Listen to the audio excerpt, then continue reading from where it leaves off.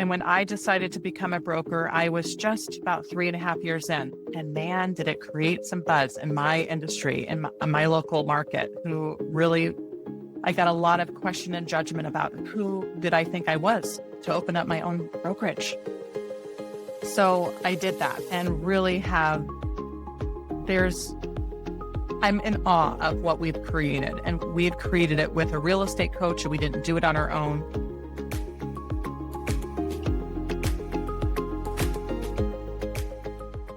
Well, welcome everybody to Sip, Sell, Repeat in Real Estate. I'm Dr. Cynthia Tant here in Pensacola, Florida. Yes, we have a beautiful beach behind me. That is our real beach.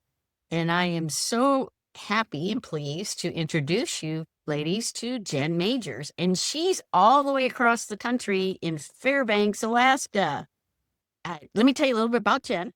And that she is actually broker owner of the Majors Realty Group in Fairbanks. It leads a growing real estate sales and property management. We have that in common because I also do property management, serving the buyers, sellers, investors, and a military. So we have a lot of stuff going on between our two areas right here, which is kind of really cool. 11 years in the business so far and still hanging in there, I guess, up in different markets, obviously. But looks like we have a lot of similar things of people that we service. And so I see you are the author of Wholehearted Healing and founder of Wholehearted Impact, a coaching platform. Equips agents and entrepreneurs with systems for sustainable growth. Oh, great. Awesome. Clear leadership and profit-focused business practices. So Jen, did I leave anything out about you? Tell us, what do we got going on up there in Alaska? Oh, well, thank you, Dr. Cynthia, for having me on. I'm excited to be here with you and chat with you a little bit. You have everything perfectly. The only other thing is that I am a grandma, and that's probably my favorite thing that I do. I've got 6 precious grandbabies. 6? What are their ages? 9. I have a 9-year-old granddaughter, 2 7-year-old grandsons, a 3-year-old granddaughter, 2-year-old granddaughter, and then a brand new preemie baby who's just a few weeks old. Oh my gosh, that's got to keep you really busy. And are they all in Alaska? Everybody's there? They are just about a 3-minute drive from me, which is blissful. That is amazing. That they must keep you very busy. They do, for sure.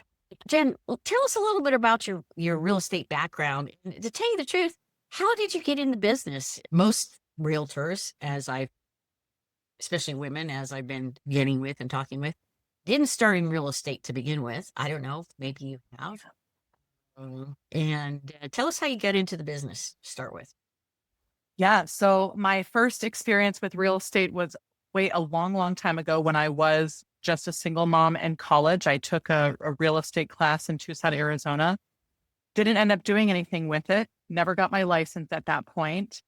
I also bought my own home in 2007 when I arrived here in Fairbanks with my husband.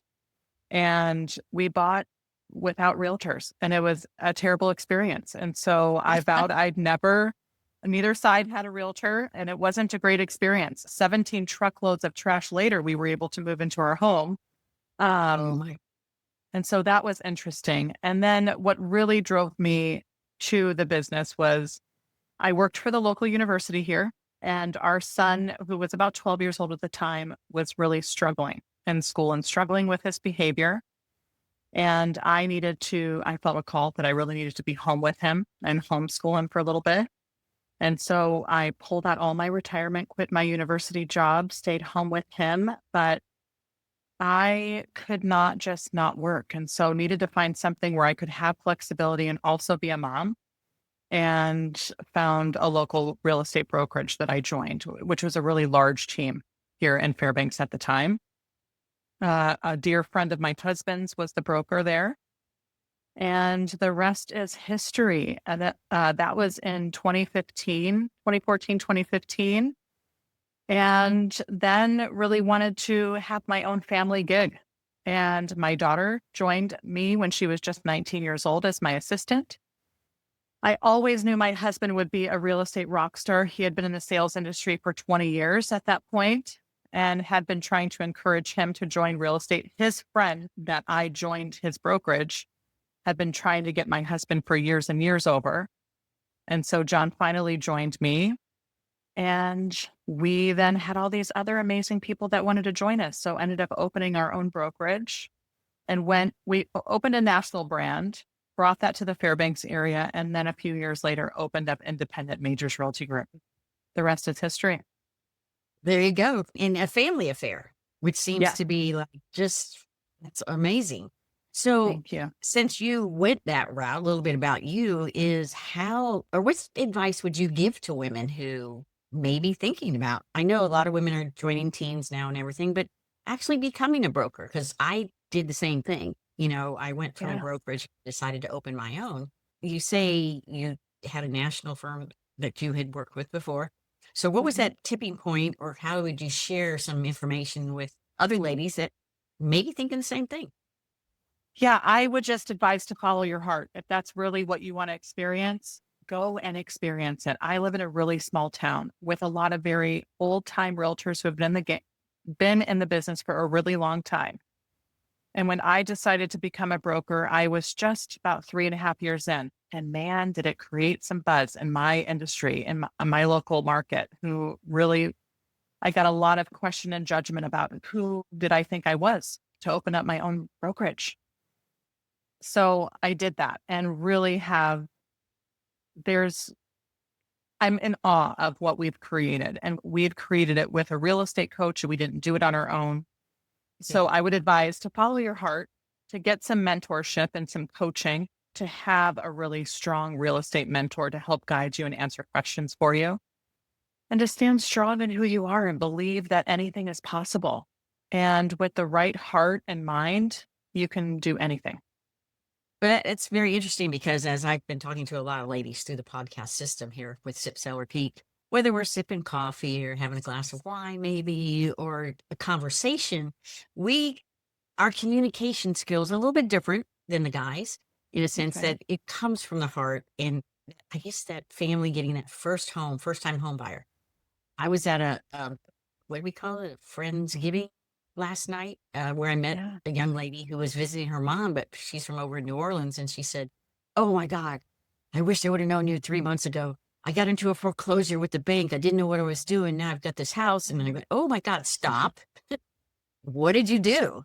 And when she started telling me everything, I went, "Oh, as a first time home buyer without a realtor going to, I don't know how she got to the bank. That's where I couldn't figure that out. But she got to the bank, and so now she has no appliances. She's got all this work that has to be done. Now she did get a really inexpensive house in New Orleans. I said, "You only paid what?" But that's the reason why. Yeah. But she says, "Please, can I talk with you before I said, "Yeah, yeah, yeah." So we spent probably 30 minutes just talking about certain things for her to check up on. So I think that as realtors, mine, I'm like I mentioned to her before we got on, I'm towards the end of my career in real estate.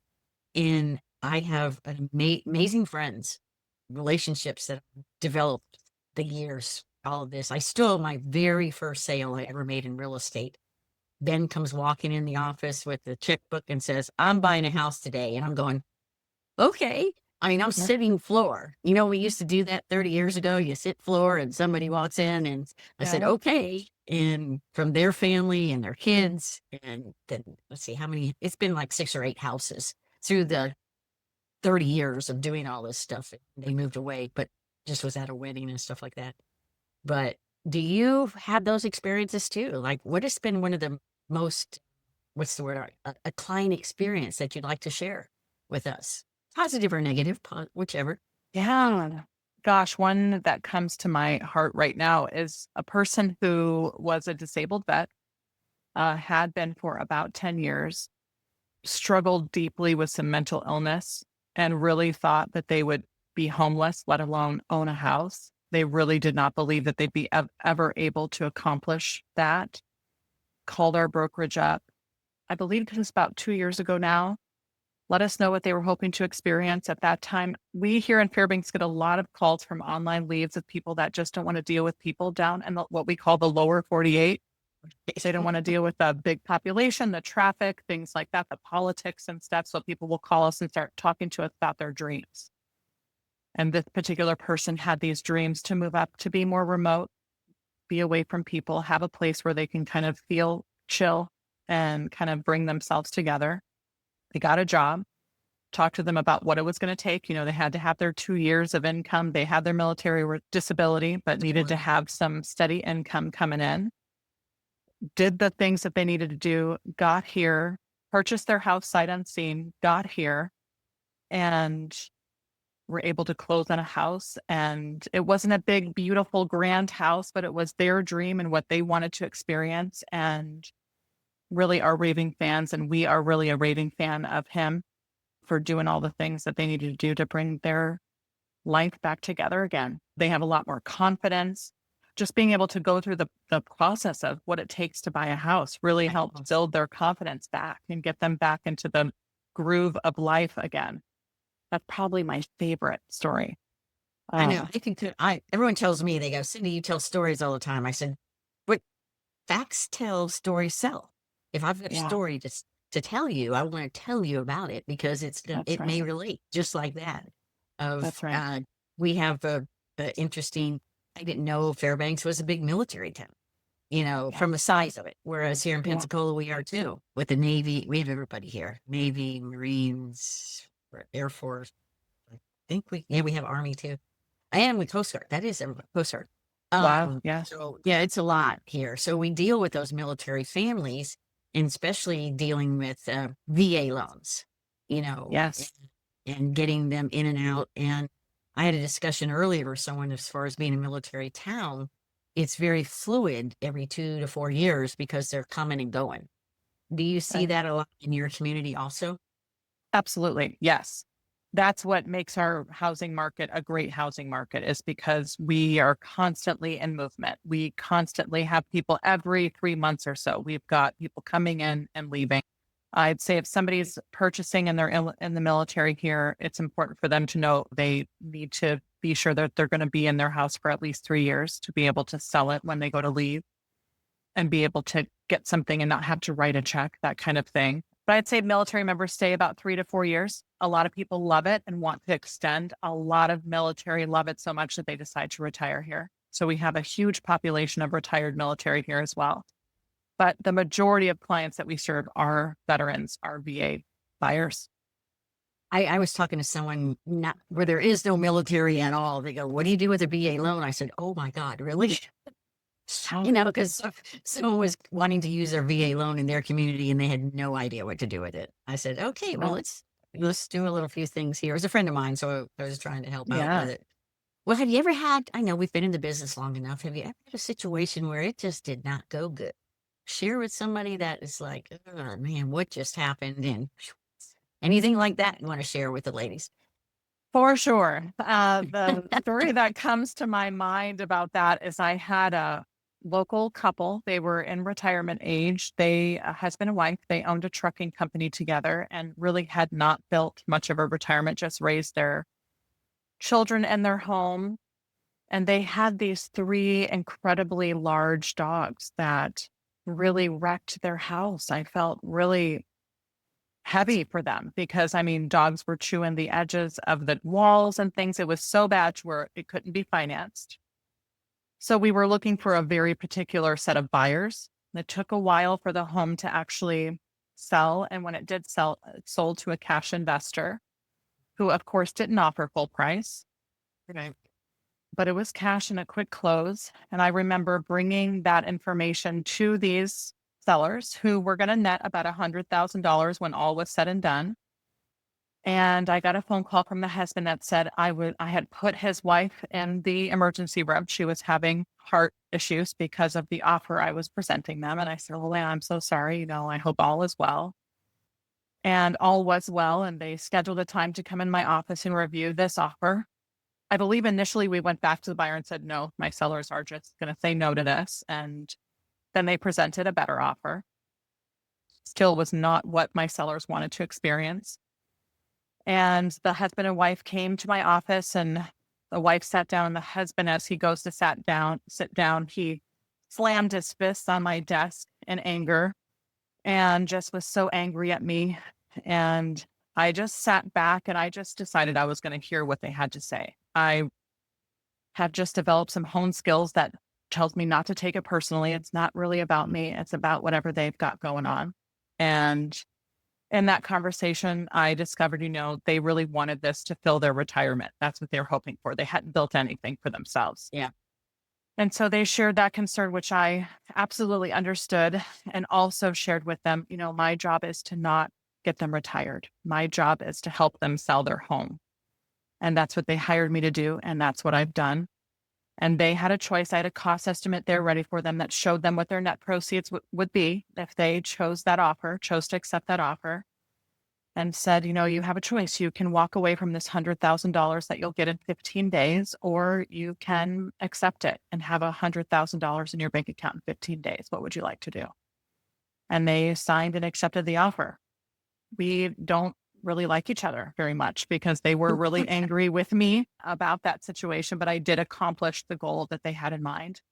We see each other sometimes and we don't say anything to each other, but that's a very small town I live in. Do they still have their dogs that caused all the trouble? Yes. Oh man, that was a very personal thing. Yes, they still have their dogs. So did they buy another house then? No, they had a shop for their business that they had a little apartment above it. So they just moved into that. Oh, okay. All right. I was trying to think, where are they going to if they've got these dogs and everything? Yeah. I know. Those, oh my gosh. But there's only, I've had numerous things too where they're not real pleased with me. And I go, Yeah. in explaining that to being a broker, okay, and bringing on agents and explaining that to who that I try to let my agents know also, like you're interviewing them as much as they're interviewing you. That's If right. there's some conflict happening in the beginning, it's better to walk away at the beginning.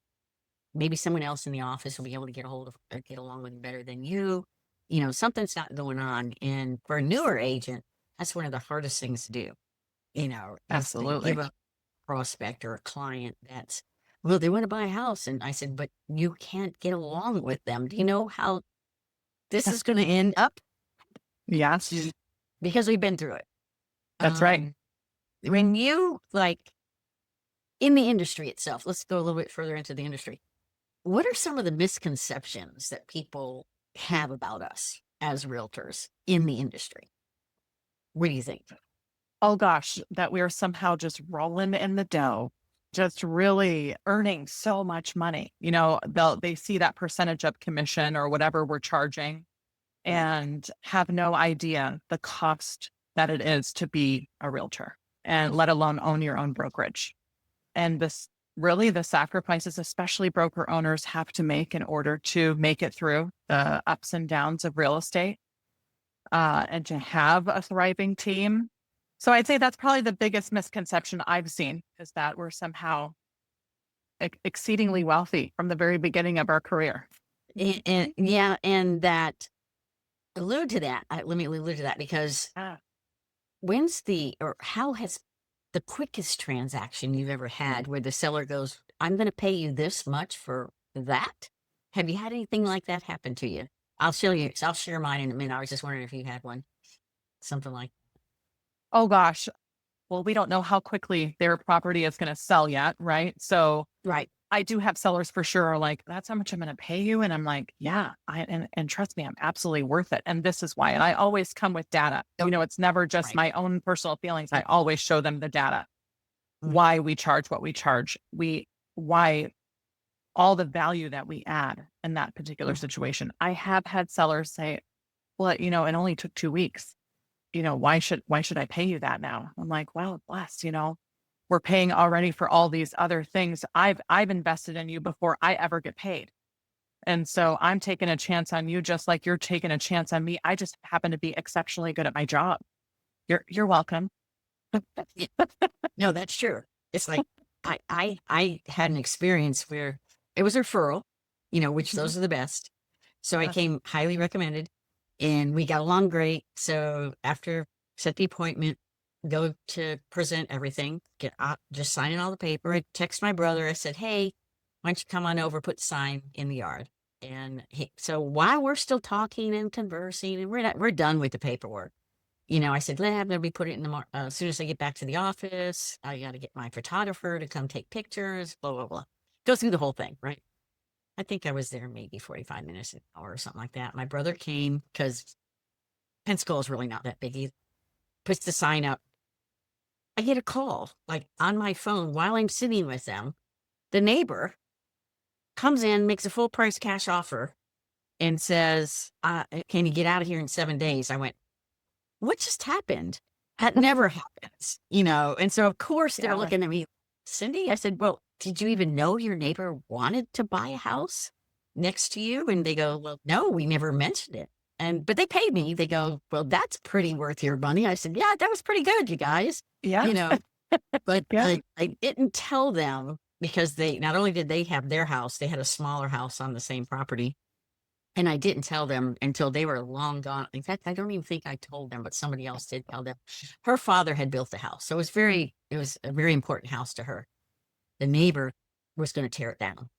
All he wanted was a lot because he was expanding his 5,000 square foot house to a 10,000 square foot house in a 3-car garage and all this other kind of stuff. I said, I just couldn't have the heart to do that, you know, to say, well, you know, because they probably would have sold it to him. I could just imagine that you're going to tear our house down. What? Yeah. But I just sat there and go, this will never happen, which it hasn't, you Yeah. know. But that's one of those things that they just looked at me and they go, well, you just earned your money pretty quickly, didn't you? I said, I sure did. But Wow. we're still friends, you know, maybe Yeah. not friends, but Christmas cards and how are they doing? Because they moved back to New York and everything. But Yeah. that was kind of an interesting experience for me. Have you ever had an experience where no matter what you do, you cannot get that thing closed? You are doing everything to try to make it gets to the closing table. What are any kind of things or tips or again to let the newer agent or some of us that'll be listening to the podcast in the future to hear you, oh gosh, I did that too, or I've done that, or anything that Yeah. you can relate a story to. Gosh, so this is my first year not selling. I now just broker and Okay. coach my team. My team has grown to a place where I have to be present for them in the office. And Mhm. probably my greatest value to my agents now is they come to me when they're having struggles closing their deals. And I have almost all the time, it's just an emotional situation. And so if we can just hear the client and actually and let them be heard and then move through it with as less emotion as we can possibly muster and just Yeah. be factual based and solution focused and not get on the drama triangle with them, we can almost always get it to the closing table. So I really do, I'll get my agents be like, she's just crazy. That's probably my most recent one. She's just crazy. And she's Right. got all these complaints and she's got video, she's videoing the house. She lives out of state. She's videoing the house and she sees the home inspector drop some insulation and the home inspector's using the personal vacuum to sweep up the insulation and she's just up in arms and she wants brand new things and then it just kept going from there the entire transaction. And when I actually got on the phone with this woman, she just had a lot of fear and she had been treated badly in the past. And so, using my life coaching skills, just sitting with her on the phone and hearing all that she had to say and actually honoring the feelings that she had as true because that's based on her past experience and stuff. And she didn't really like what I had to say, but she couldn't refute what I had to say from there. The reality is the reality of the contract. And there's not anything we can do to change all the things that have happened. And in 2 days, you're going to be getting 300 and whatever $1,000.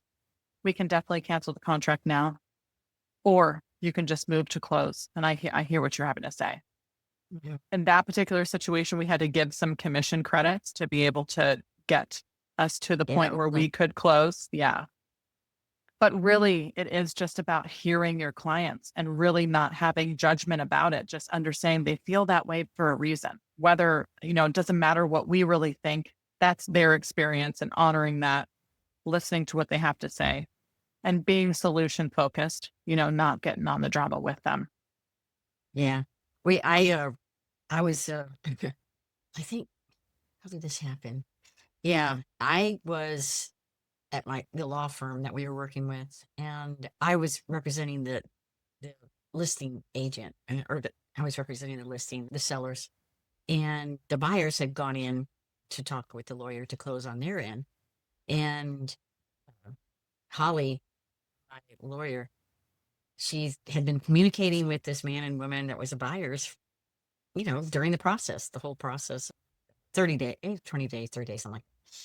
And so they go in there, and all of a sudden, the buyer, I mean, this is at the closing table, the husband says to the wife, I'm not going to buy this house because I want to divorce you.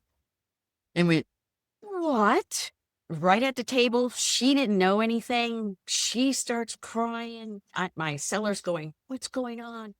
And so Holly comes out to tell us what had happened. And we just stood there going, what? And this buyer really didn't know that he was obligated to buy this house. We're at the table. And so even though she stormed out, we had to delay it a day or two, but they managed to work out whatever they worked out. I don't know what happened afterwards Wow. because, but the lawyer's just going, all right, Cindy, we got this. And I went, okay, well, and we spent a couple of days trying to figure out, but because the sellers basically, hey, they were they'd already moved all their furniture out. They were in a new house. They were going. Yeah. And so that was kind of a shockaroo of an experience too. Right now, how can anybody else get in touch with you if they're got some referrals, maybe to Fairbanks, as someone in the military coming your way, or that they themselves may be coming up in that way? How can we get in touch with you? For sure. You can go to my real estate website, experiencealaskahomes.com, and find me there. You can email me at Jen, at majorsrealty.com. You can go to our social media, Majors Realty Groups on Facebook, Instagram. You could also find me if you're looking for life, business, agent, real estate coaching. Wholeheartedimpact.com is my life coaching, business coaching website. Yeah, reach out to me any of those places. That's great. And I'm like I mentioned earlier that I'm going to be coming from Seattle, going on a cruise up out of Alaska and all the way. And I don't think we'd stop in Fairbanks. I don't know where Fairbanks is in Alaska. Where is it in relation? Is it on the coast or is it? It's in the interior. So it's okay. Up toward Canada in the interior. Mm-hmm. Oh, you are really in the cold area. Yeah. Yeah. I'm in a sweatshirt here and I'm freezing. It's 57 degrees and you're in what, 11 degrees, you said? Yeah. 11 degrees. Yeah. 11 degrees. It doesn't sound fun to me. Got good. Is there anything else? I know. Yeah, the heat and humidity here is the difference on the summer side. Is there anything else you want to share with the ladies about your business or about being in business in real estate and anything that you'd like to share some more information with us? Oh gosh, just trust your heart. Just go after what it is you really want to experience. Create a vision, create your mission, get like-minded people to join you. And there's really no limit to what you can accomplish. That's excellent. The like-minded individuals are just, it's like in like you said in the very beginning too, you'd have a coach, a mentor. Yes. It's just important that people, I ended up, when I first got into business, I was like, what are we going to do here? And I wasn't even making any money yet. And I put the money out to get a coach, which was the best experience I ever had. Also, it was great that it was in 2006. We just had a hurricane. We had no houses and everybody was like selling like crazy. So you didn't even have to know about real estate to make money, which unfortunately so after it went down 7 and 8, then that's when a lot of people left, but it's a transitional business, obviously. Thank you so much for being on Sip, Sell, Repeat. If you're inspired by these powerful women in real estate, you'll want to catch the next conversation. Click the video on screen to keep sipping, selling, and leveling up your game.